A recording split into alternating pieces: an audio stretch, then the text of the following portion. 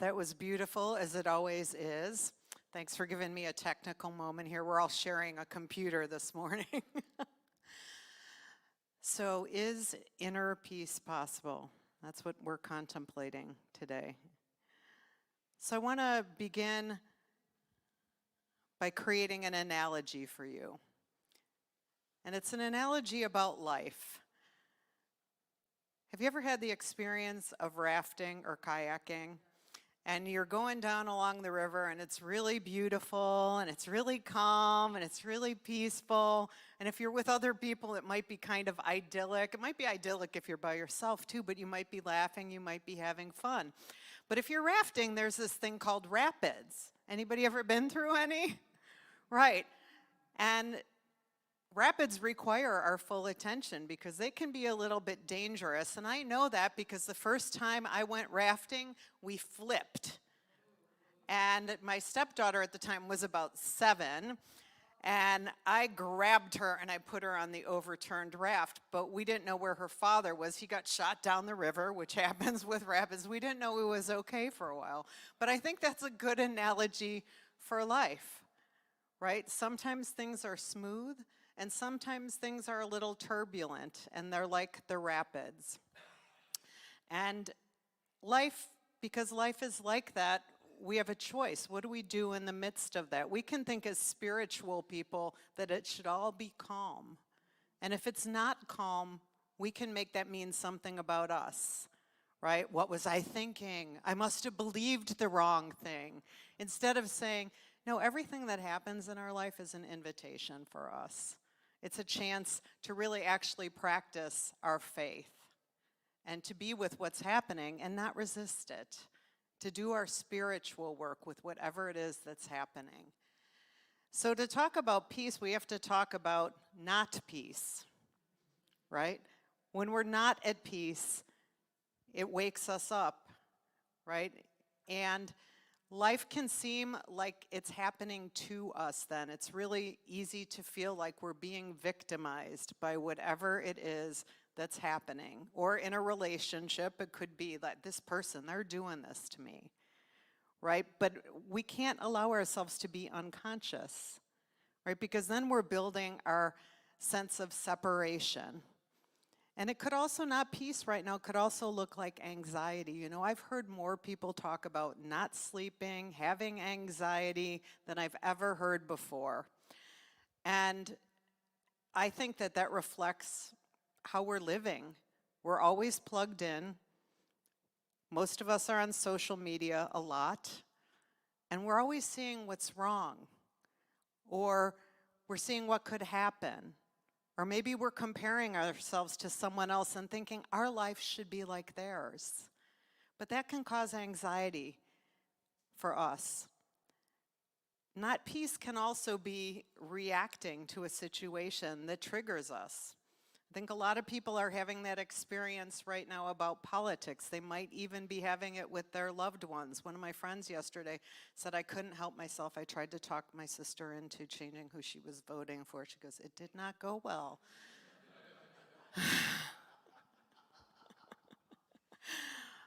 But this is the reality, right, that we're living in right now. And we have to figure out, we'll talk more later about how to be with that. But what happens when we're triggered? We can feel overwhelmed, we can feel angry, we can feel hurt, we can feel like we're a little bit out of control. And it can feel like our life is falling apart. And I want you to think as we go through today, I want you as we go through this talk together, we're going to talk about some ways to cultivate peace, but I want you to think for a second, is there any place in your life that you're not experiencing peace? And as we go through this, I want you to use that as your opportunity to do some work on it. Whatever it is, it could be big, it could be small. So let's talk about what peace is. We talked about what's not peace. So peace can help us to wake up to the truth of this ever-present reality, which we would call spirit, we would call, God, whatever you call it, that beingness that you are part of. And when we practice peace, because I believe it is a practice, something that we can choose to do every day, it moves us from feeling separate to coming back into our oneness. And so that's the invitation for this month, is to cultivate peace, but today specifically inner peace. And I really do believe this is a choice. As Hunter read to us, Dr. Holmes says the infinite is always at peace because there's nothing to disturb it. A realization of our oneness with omnipresence brings peace, the peace which is accompanied by a consciousness of power. And I always like to borrow from our friends at Unity, because we're cousins, in our teaching. They all studied with Emma Curtis Hopkins. And metaphysically, peace means harmony and tranquility derived from the awareness of the Christ consciousness. What do they mean when they say Christ consciousness? It's a state of consciousness that's based upon true ideas and the understanding and realization of spiritual truth. And so this is great in theory, but in practice it can feel a little harder, right? Especially if something has happened that's concerning us. I know for me, a lot of my demons seem to come out at night. Rich will be sleeping, he'll be breathing next to me, and then the dog will be sleeping and breathing. I'll be like, why am I the only one in this house who's awake right now? But I'm going to share some things that help me today when that happens. So it can help you at night, but it can help you all day. It can help you in the middle of a meeting or whatever you're doing. Just remember that whenever we're experiencing not peace, there's something for us to heal. It could be a belief, it could be a pattern, it could be sort of an ingrained way of being, but when we're not at peace, there's something for us to heal, and we're trying to create a clearing within ourselves through this practice so that we can come into our awareness of what Spirit is trying to do. When I'm triggered, I can't do that. I don't know about you, but when I'm triggered, that's all I can think about. So here, let me click forward here. So one of the teachers I really like a lot is Thich Nhat Hanh. I found out this week that I've been saying his name wrong forever when I listened to someone talking about him who actually worked with him. And he was one of the foremost teachers of Buddhism. And if you don't know his story, in the 1960s, he was writing in Vietnam, and he was writing about peace, and both sides banned him because neither of them were interested in anybody who was encouraging peace. Which kind of reminds me of America right now, to be honest.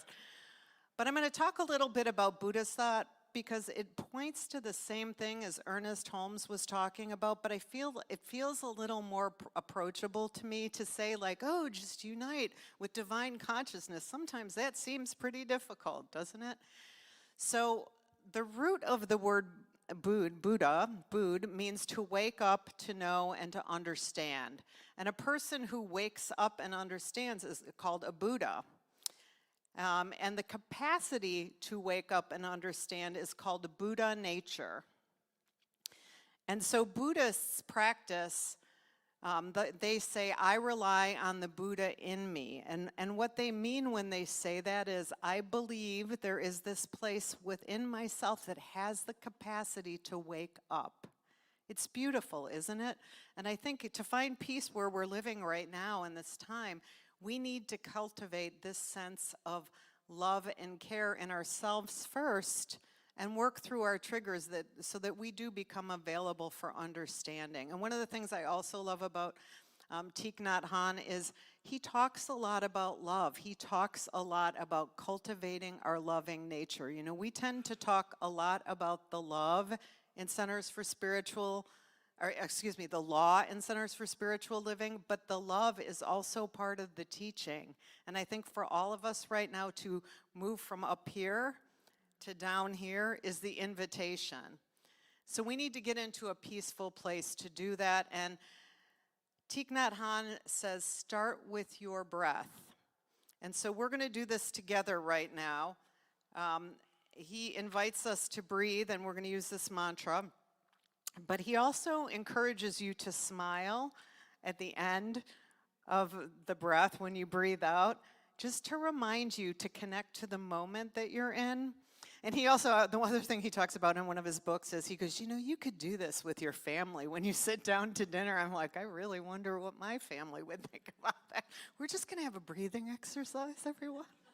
I mean, why is that different than grace, right? Saying grace, if we all grew up saying grace. Okay, so we're going to take a moment to do this together, and I just invite you to close your eyes, and I'm going to read this to you, but say this in your mind, it's I. Breathing in, I calm my body. Breathing out, I smile.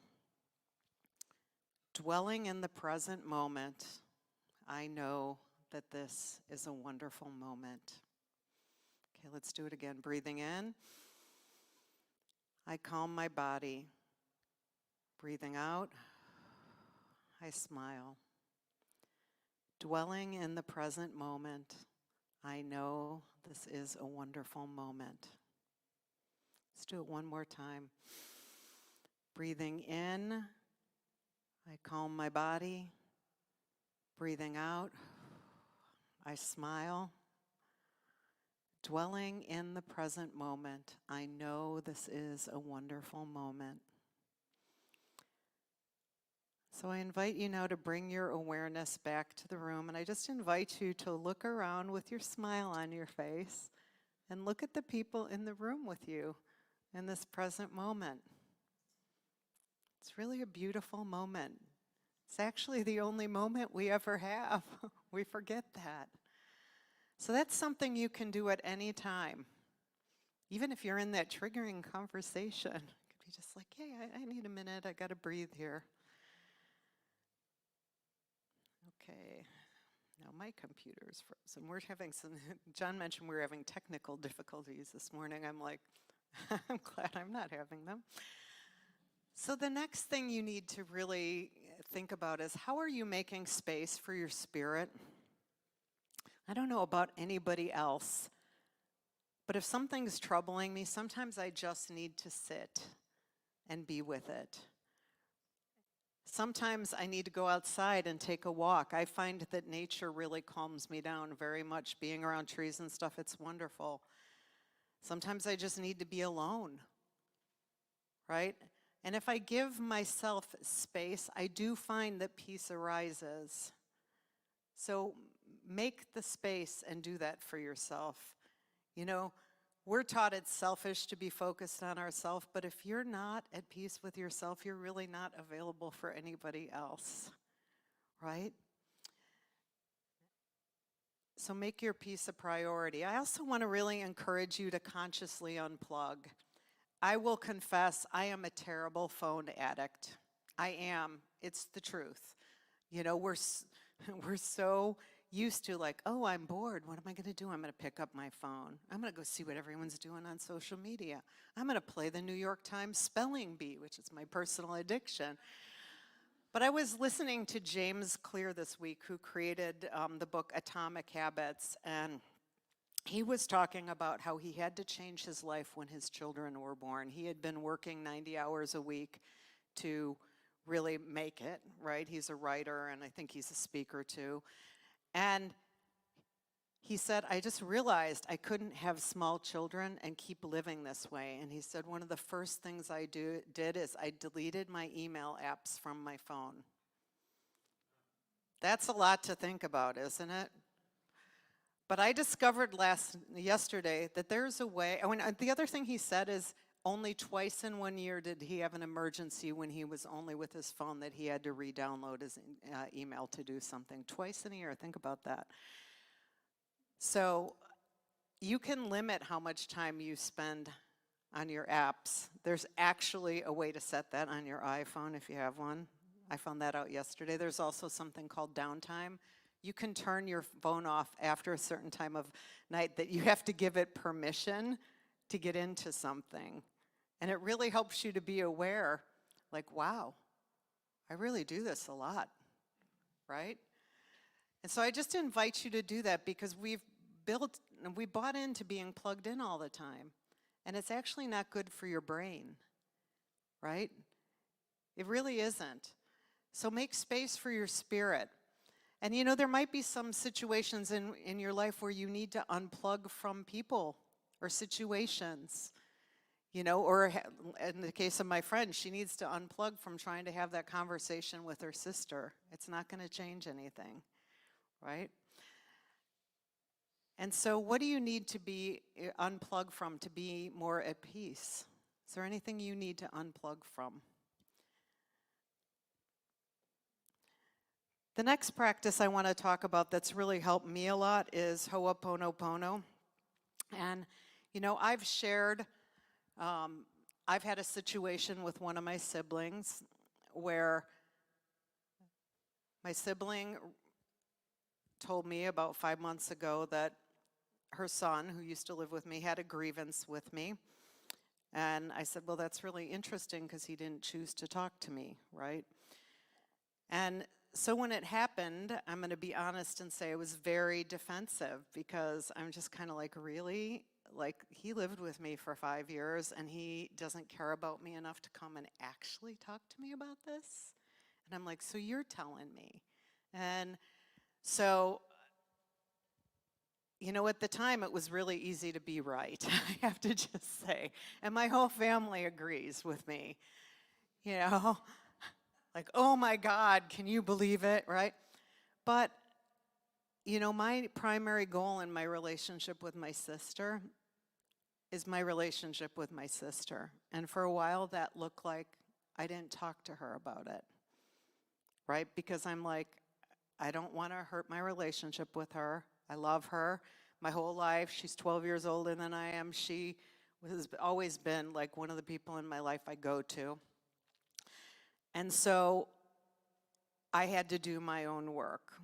I did a lot of work with my practitioner, but when it first happened, I did the Ho'oponopono. It's a mantra, okay? The purpose of the mantra is we repeat it over and over to ourselves to help us take responsibility for our negative thoughts, our actions, and our emotions that contributed to what happened. And when I do it, I also like to send love and blessings to the other person. You might be the person you need to send love and blessings to, because sometimes you're like my friend yesterday who's like, oh, I really blew that. Why did I do that? Really, I created discord in my relationship. Why did I do that, right?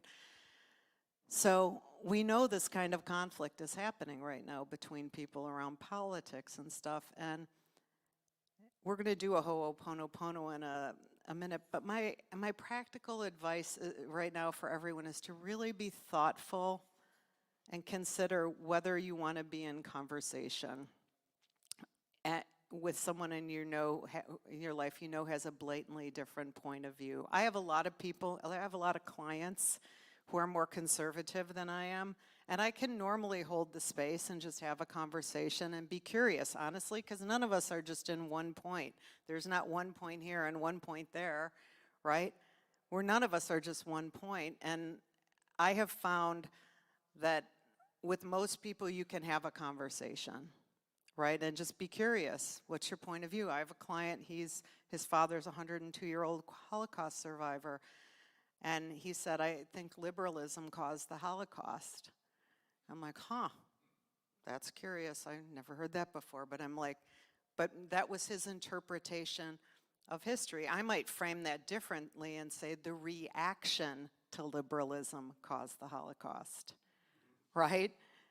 But I'm interested in keeping my relationship with him, right? So I'm curious. I have another client, also very conservative, and he said to me last week, Aimee, I realize my news feed only shows me my point of view.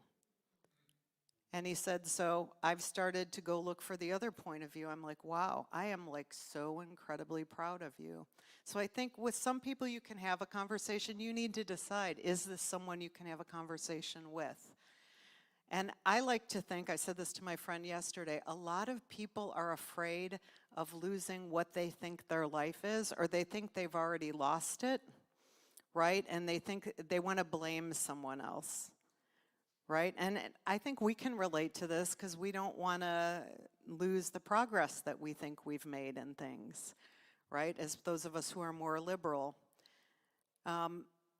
And if we can have compassion for that, then we're available to have a conversation. And the other thing I just want to remind us before we go do our Ho'oponopono is, like, God's Spirit is bigger than all these human issues, right? And that's why finding this place of peace is so important within us. I truly believe that Spirit is using all these difficulties in our country and the world right now to show us there's a different paradigm that we could embrace here. And that paradigm is peace and love and understanding. That's the paradigm. And I really, truly believe that over time that will emerge, but it's kind of, the old fighting the new, or however we might say that. But I really believe that that's what's going to happen. And so for us as spiritual people, we want to cultivate this first in ourselves, because it does impact the people around you, whether you know it or not. Right? However you're being, it does impact them. So I want to invite you now to call into mind a situation in your life that needs healing. And you can close your eyes. If it involves someone else, just bring them into your mind and picture that person. Or it can be yourself. Maybe you need to forgive yourselves. And so I'm going to say the words, but I invite you to say them in your mind's eye. I'm sorry. Please forgive me. Thank you. I love you. I'm sorry. Please forgive me. Thank you. I love you. I'm sorry. Please forgive me. Thank you. And I love you. And just let those words settle in for a moment.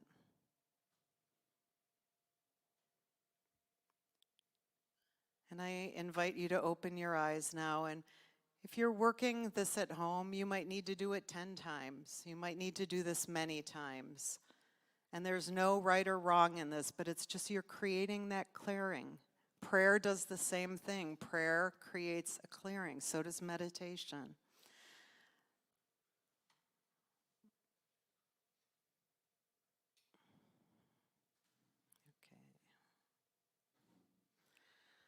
So as we move toward the end of my talk here, I want to give you just a little acronym that you can use at home to move into the practice of peace. It's stop, drop, and pray. So stop whatever you're doing and notice without judgment that you're not feeling peaceful. You could do some breathing then. You can do some Ho'oponopono. And then you want to drop, as I mentioned earlier, from your head down into your heart. You can do that with your breathing. I find sometimes it helps me to put my hand on my heart just to remind me, going head to heart, right? And just breathe and calm and go within. Just make some space for your spirit. Remember, we're cultivating love as our nature. That's what we're doing. And then pray. Pray affirmatively from that awareness of peace. Your spirit, your Buddha nature, whatever you want to call it, you're praying from that place, that part of you that knows that you are able to wake up and that you are able to be in this place of love and peace. And just reminding you that spirit's bigger than anything that's happening to you. So whatever it is in your life that's happening, your spirit is bigger than that. And I really want to encourage everyone. We're going to go in and do a little Ernest Holmes mantra together for peace to close. But we can always choose what our focus is. And we can choose to feed the discord that we're experiencing, or we can choose to focus on peace. And whenever you're experiencing not peace, you can make the decision to practice peace no matter what. And if you don't have a practice of affirmative prayer yet, I really want to encourage you to sign up for the class Linda has starting in a week or so called Change Your Thinking, Change Your Life. It's a great grounding in our principles, but you're also going to begin to learn about prayer. So I really encourage you to sign up for that. If you haven't taken it, you can also take it again. But get supported. You know, that's why we come together in community. We come together to be supported by like-minded people. And I actually had an experience this week where I was reminded how important it is to hear other people talk about their process, because it reminds you about your own. Sometimes something someone else says, you're just like, wow, that's it. That's what I have going on. And that's what happens in classes. So I really encourage you to take her class. So as we move into our closing, I'm going to invite you to say this aloud with me. This is an Ernest Holmes little affirmation for peace. If you haven't learned how to pray yet, Ernest Holmes has so many great books that have little prayers in them. And I can tell you what a few of them are if you want to see me after service. But this is one of them from one of his greatest books to me, this thing called You. It's probably his simplest book too, easiest to follow. So I just invite you to repeat this after me. Or let's just say it together. You guys ready? Everybody ready? Okay. I am surrounded by peace. I am immersed in peace. There is nothing but peace.